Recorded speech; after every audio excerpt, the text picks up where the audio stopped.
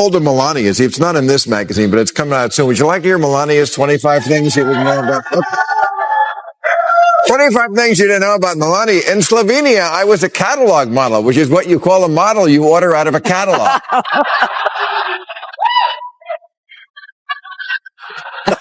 I have no first language.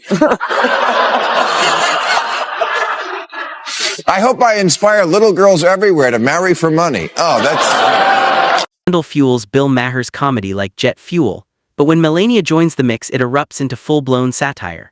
From Epstein's shadows to shady money deals, Chicago chaos to the infamous Big Beautiful Bills, even his National Guard photo ops, Maher throws it all into a roaring bonfire.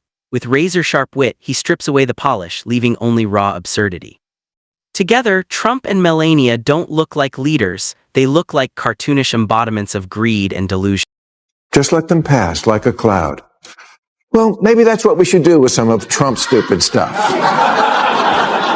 He took a 747 as a gift? That's not cool. Oh, well.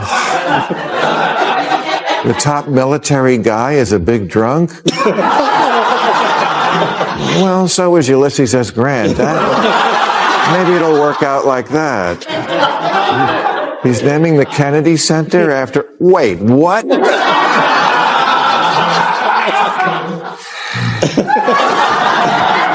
He's naming the Kennedy Center after his wife? That's kind of sweet. Maher doesn't shy away from the Epstein connection, he exposes it fully. He mocks Trump's denials, noting that the louder he insists, "I barely knew him," the guiltier he appears. Maher compares him to someone at a crime scene claiming they just walked by even as their fingerprints cover the place. And the kicker, Trump always leaves a trail, photos, flights, and quotes that mocks his own excuses. Trump says, "Hey waitress, how'd you like to pay no tax on those tips?" Remember that? And everybody was like, "Why didn't we think of that?" Las Vegas is a town where everybody gets tips, so maybe that's why Trump was the first Republican to win Nevada in 20 years. You know by how much?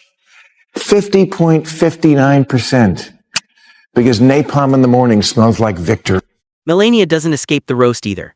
Maher hones in on her carefully crafted silence, turning it into comedy gold. He mocks how she always seems detached yet can't escape the chaos surrounding her, a woman who never speaks enough to defend herself but never steps far enough to avoid the fallout. Maher jokes that her invisibility act might be the smartest move in the Trump household, though even that can't fully shield her from the wreckage. My husband, I'm reminded of the Slovenian national dish. a fat, greasy sausage filled with cheese. No. I once caught Mike Pence trying on my stilettos. Well, my Secret Service code name is That Poor, Poor Woman. And he gave me a bunch of hats, but he didn't ask me to take a picture in one, which I appreciated. The guy I met is not the person who the night before the dinner shit-tweeted a bunch of nasty crap about how he thought this dinner was a bad idea and what a deranged asshole I was. I read it and thought, oh, what a lovely way to welcome someone to your house. When Chicago comes up, Maher swings hard. Trump's attempt to play strongman by militarizing the city looked less like leadership and more like dictator cosplay gone wrong. The streets became his personal stage with soldiers cast as unpaid extras.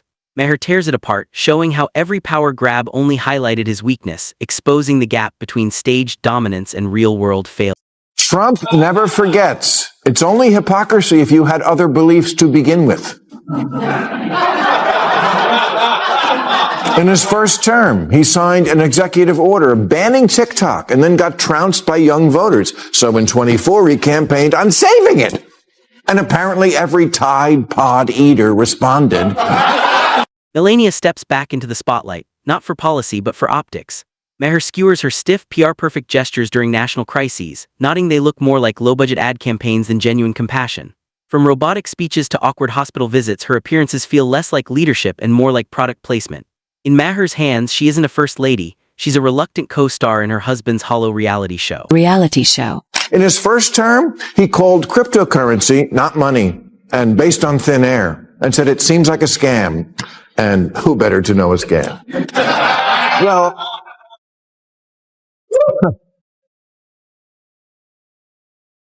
Well, that was then. Now he's on more coins than Julius Caesar. Overnight, he became the crypto candidate as opposed to Biden, the crypt keeper candidate. Trump's obsession with his big, beautiful bills is pure comedy gold for Maher. He mocks how Trump sells legislation like condos, flashy adjectives masking cheap construction. To Maher, it shows he governs like a salesman, not a president, judging laws by branding rather than results. Then Maher swings back to Melania, shredding her Be Best campaign as the ultimate empty slogan, a polished shell that vanished overnight, just like the rest of the administration. And when Trump parades the National Guard for photo ops, Maher lands his hardest blow, calling him a president who treats soldiers as wallpaper for his ego, not as people serving. He laughs. I'd never seen him laugh in public, but he does, including at himself. And it's not fake. Believe me, as a comedian of 40 years, I know a fake laugh when I hear it. Because he was showing me the portraits of presidents, and he pointed to Reagan and said, in all seriousness, you know, the best thing about him, his hair. Melania isn't spared either. Maher calls out her stiff, robotic smiles and staged photos, mocking them as rehearsed patriotism with zero heart. Then the Epstein scandal resurfaces and Maher torches Trump's escape act, dodging accountability not with skill but through distractions and cover-ups. Meanwhile, Melania stays silent, letting the shadows swirl around her. Together, they don't look like a power couple, they look like vaudeville partners in denial, running a show where the audience laughs at them, never with them. I copied this list from Michelle Obama. Well, sometimes when I bounce light off my diamond, Donald's hair will chase it like a cat. I wish I knew why I have a recurring dream I'm pinned beneath a giant orange sack of shit. And if I could tell my younger self just one thing, it would be this. If you catch a leprechaun and he gives you one wish, be more specific. Dives into the contradictions. Trump brands himself as law and order yet thrives on chaos. He demands loyalty while betraying allies. He promises solutions that collapse instantly. Melania's silence adds another contradiction, a first lady seeking sympathy while dodging truth, standing squarely in the middle of it. For Maher, their marriage is a duet of hypocrisy. Trump's presidency felt like a reality show that ran out of storylines but refused to be canceled. And when Trump dreams of monuments and eternal glory, Maher crushes the fantasy. His legacy will be scandals, memes, and late-night punchlines, with Melania as not a symbol of elegance but a sidekick in a tragic comedy. To ask cops, why aren't you insulted that Donald Trump thinks so little of you that in city after city he's sending in military troops to do your job? Why doesn't that piss you off? In case you took the summer off from following the news, and who could blame you if you did, America is now a country where, first in LA, then in Washington, D.C., and soon coming to a city near you, the new normal is troops in the streets. The exact thing we've never done here, except for true emergencies, and the thing we most don't want to become normal. The brilliance of Maher's roast is that no one gets a free pass. Trump is hammered for corruption, lies, and fake strength.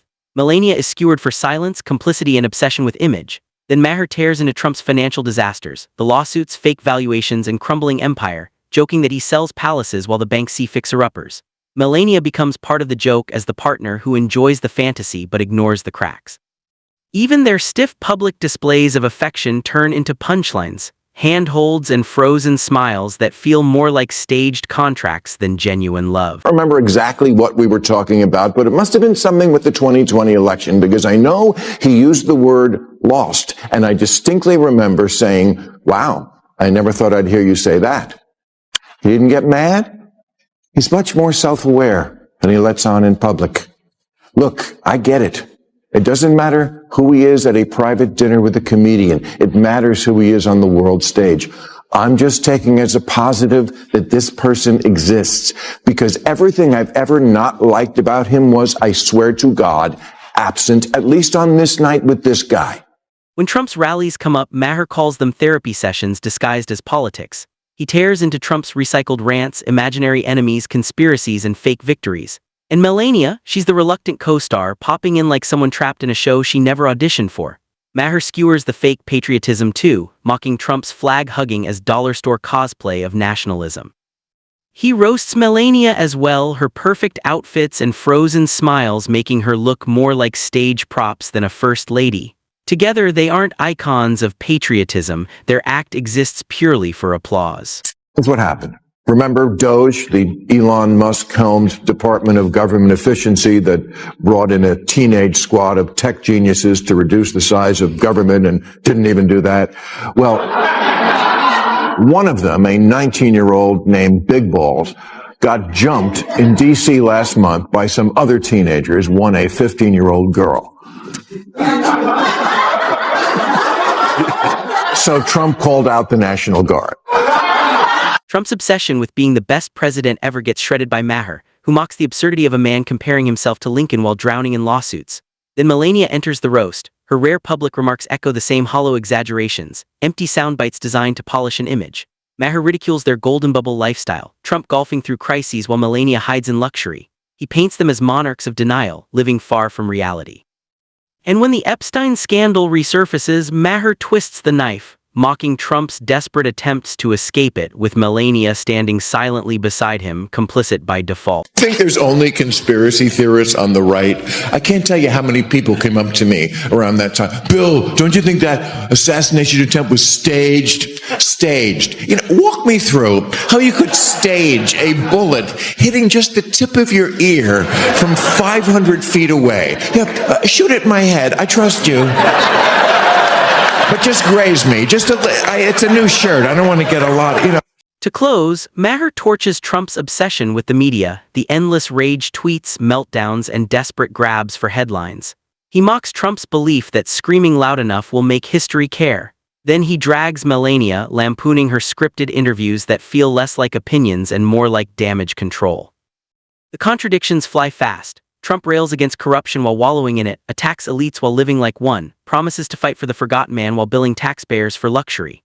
Melania mirrors it, posing as elegance while standing knee-deep in scandals and silence. Maher finishes by mocking their legacy obsession, Trump's monuments reduced to memes and bathroom graffiti, Melania's elegance buried under hollow campaigns and staged smiles. In the end, he crowns them king and queen of farce, ruling a collapsing empire built on slogans, illusions, and empty promises. By the time he's done, their image isn't just roasted, it's scorched earth.